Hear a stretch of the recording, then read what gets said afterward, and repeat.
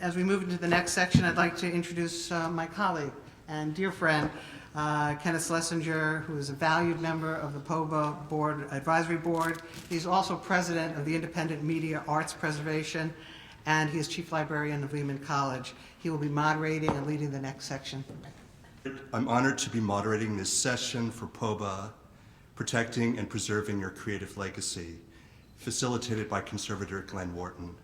Our session is actually Preserving Your Art. As artists, please be assured that your highest priority is creating your work. In this brief session, we would like to provide some recommendations and rudimentary best practices for you to sustain and preserve your important legacy for future generations. We don't want to overwhelm you, but recognize that by instituting an information and preservation management plan as you create will fundamentally help you organize and safeguard your work against format obsolescence, environmental threats, and, Lord help us, unforeseen disasters. Best practices such as preparing an inventory, photo documentation, and consistent electronic file labeling techniques will save you oodles of time and minimize the stress of preparing for grants in the long run. It's now my pleasure to introduce Glenn Wharton. Welcome. Thank you, Kenneth. You know, I forgot, I should probably add that I was a conservator in private practice for 16 years before I moved to New York, and I was originally an archaeological conservator but worked with sculpture and three-dimensional objects and public art for many, many years before I got into media and performance art. So I can speak from a number of different vantage points. The field of art conservation is a field that's dominated by science. We have 3-4-year master's degree programs where we learn about art technologies, how art is made, what kinds of materials are made out of, how they deteriorate over time, and then how we can either slow down that deterioration or in some cases reverse it. So it's all about the material and the technical, but we ride that edge because we know that the cultural or artistic objects in our care also have aesthetic value, they have spiritual value at times, they have various cultural values that need to be addressed in our research and decision making. And of course with contemporary art, the people who made the work may still be around and they may have strong feelings about how the work is conserved or how it's displayed, which leads us to work with artists in various ways. At museums, certainly work with installing the works, figuring out how it should best be displayed, or if it is damaged, to work with the artists to figure out the best method of conserving it or not. And then with the work I've been doing over the last decade or so, it's variable. So it may be predetermined that it's not set, that every time it's installed, it should look a little different. So when a museum, for instance, acquires a performance work or a media work or an installation work, we need to very carefully work with the artists and build documentation so we understand in the future how it should be reperformed, reconstituted, reinstalled. So I'm used to working with artists. I love working with artists. And as Kenneth mentioned, my current research is on creating information resources for artists. Maybe we'll have time to get to that in the end.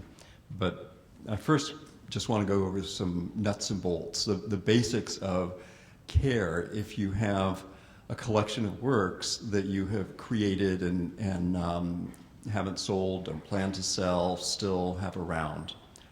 I'm going to have to keep looking back because I don't have the images in front of me. Information management, I would just say, and as Greg mentioned, doing an inventory is number one. If you've got a group of artworks in your care, you should have a list of what you have, whether it's written down on paper, whether you've created some kind of an inventory on a software program, like a spreadsheet or maybe even database software, and there are programs for this, you should have a list of what you have, titles, dates, media, and along with that you should have photographs. And I know I'm saying the obvious, but a lot of people don't do this. And when there are disasters, this is when we find out, and there can be some really heart-wrenching situations if you didn't have a list of what you had, if you didn't have photographs of what you had that are now lost. And obviously this comes up with insurance. If you have homeowners insurance or if you have fine arts insurance, you need to be able to file a claim. And if you don't have a list and if you don't have photographs and maybe even some kind of condition notes, the insurance company is probably not going to reward you that claim. So that's just number one. Develop some kind of an inventory, a list, whether you number the works or just put in their dimensions and the media, the material, the titles, and so on. So that's number one, and photo documentation goes along with that. And this, whatever documentation you have, it should be redundant. So you might want to keep it in your home or in your studio. You should also have a set off-site somewhere. And I'll talk about information management in just a second, in digital information management. Well, I'll talk about it now. You might store this information in a computer, or you might store it in hard files. If you're analog, if you're storing it in hard files, just photocopy them and keep a photocopy at a trusted site somewhere else. If your information is on a computer, I highly recommend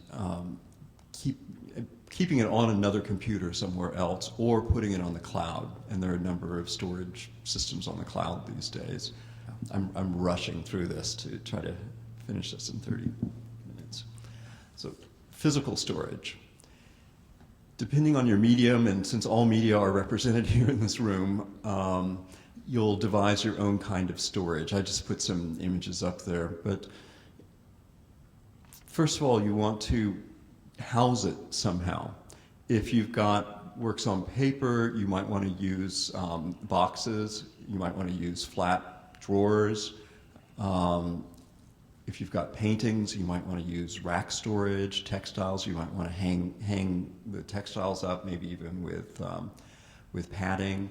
If you've got objects, you might want to put them on shelving.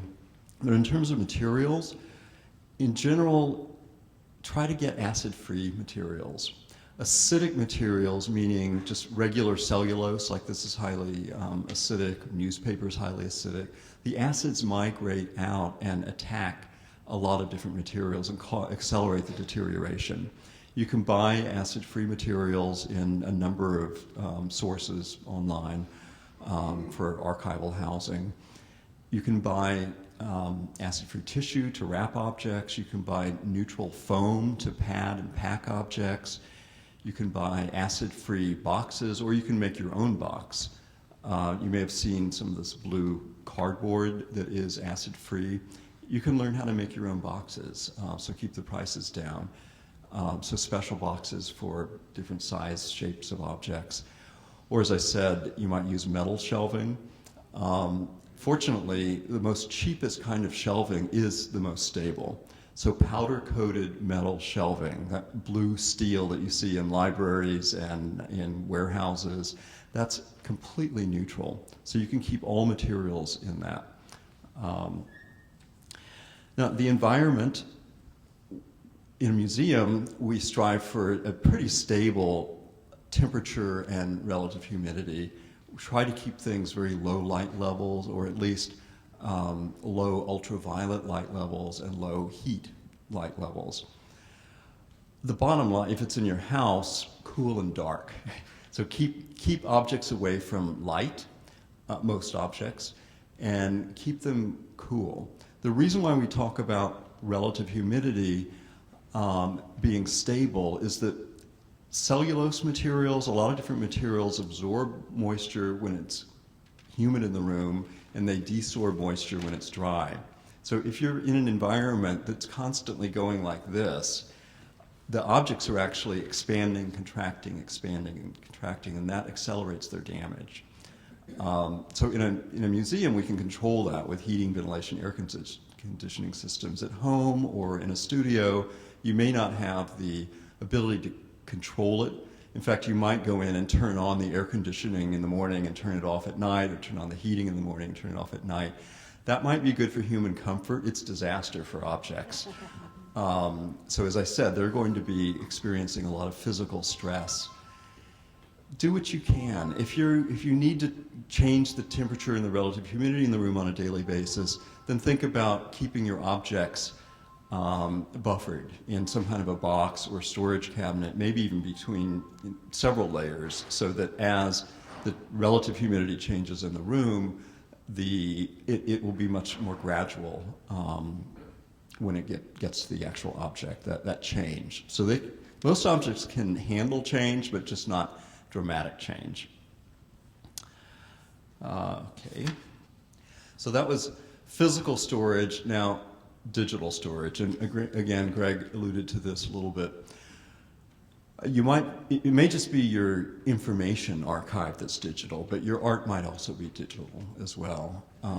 You might produce analog work, as in the case of analog audio or video, on magnetic tapes, but you may decide to digitize them at a certain point, or you might decide to digitize your photographs, and that might just be documentation of your photographs, or it might even become a work of art itself. So since many of you seem to be multimedia artists, you may be working analog and digital. The main thing not to do is don't store it on flash drives, floppy disks, optical disks, meaning CDs and DVDs. They are very unstable storage mediums. If you need to store it on something portable, then a portable drive like this on the bottom left, but even portable hard drives are unstable over time, and you can get digital corrosion. You can get bit flipping from ones to zeros and zeros back to ones.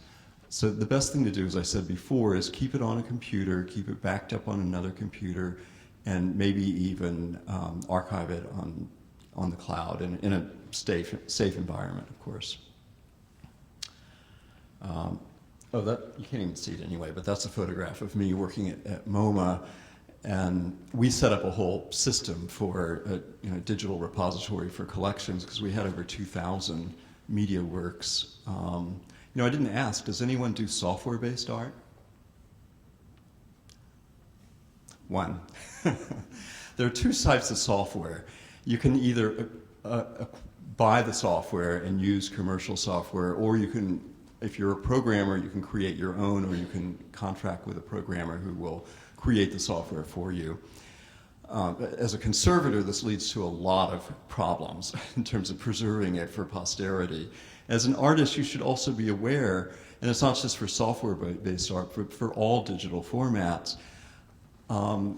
they depend on technologies that go obsolete.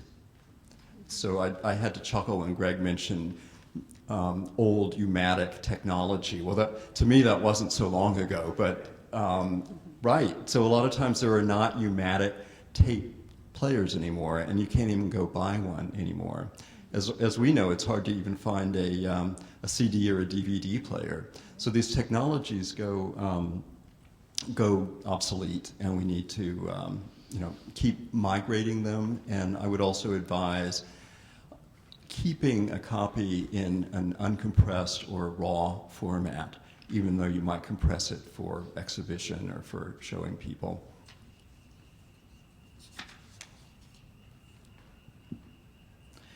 Disaster preparation and management. We've already basically covered most of disaster preparation. If you've got an inventory, if you've got photographs, if you've got good documentation of your artwork and you're keeping it off-site, that's the number one thing to do. I would also advise thinking through scenarios, figuring out who you should contact in the case of an emergency. You might know of a conservator. You might need to figure out who conservators are in your area in advance of a disaster. Who to call if there's a fire or if there's a flood, in terms of just public officials. I also think about what kind of disaster could happen in your storage area. In California, where I'm from, we tie everything down because of earthquakes. We all worry about floods, so we should all keep objects off of the floor. Don't put objects on the floor. Put it up on pallets, if not, shelving. Of course, in California, we tie strings around, so things don't dance off of a shelf in terms of an earthquake. But think about pipes that might be running around in your storage area above your storage, and you might even want to put plastic sheeting. So try to think about disaster prevention.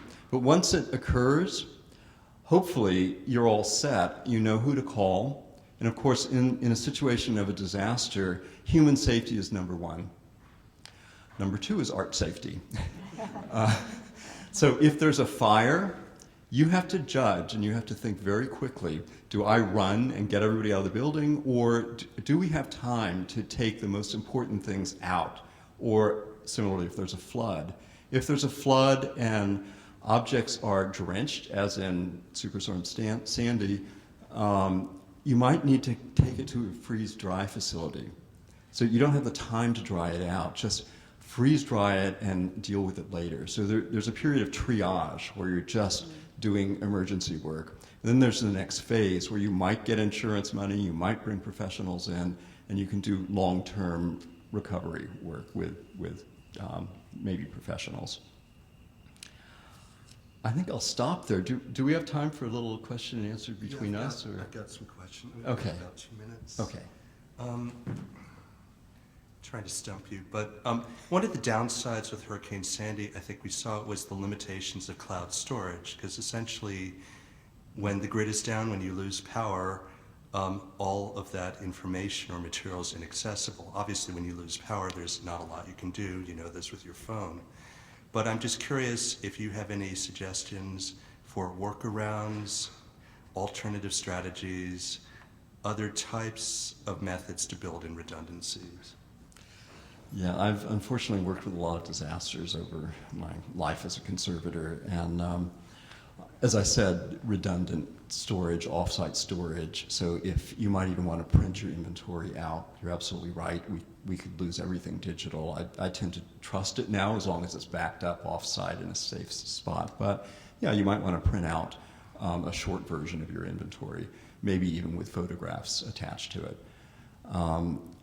I did do some volunteer work with iBeam, which is a nonprofit in Manhattan, which is now out in Brooklyn, and they, like many small nonprofits, had not really even thought that they had a collection, but they do, because the artists in residence always leave a work of art. They had no inventory, they had no storage system, but they did have a lot of energetic volunteers.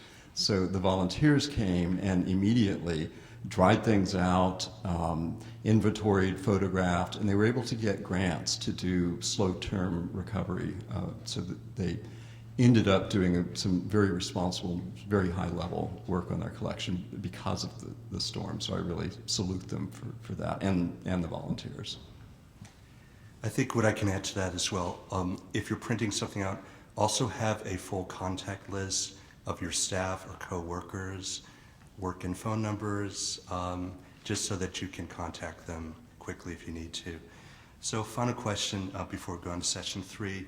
I know we have one software artist here, but it's really the nature of proprietary software, what happens with obsolescence.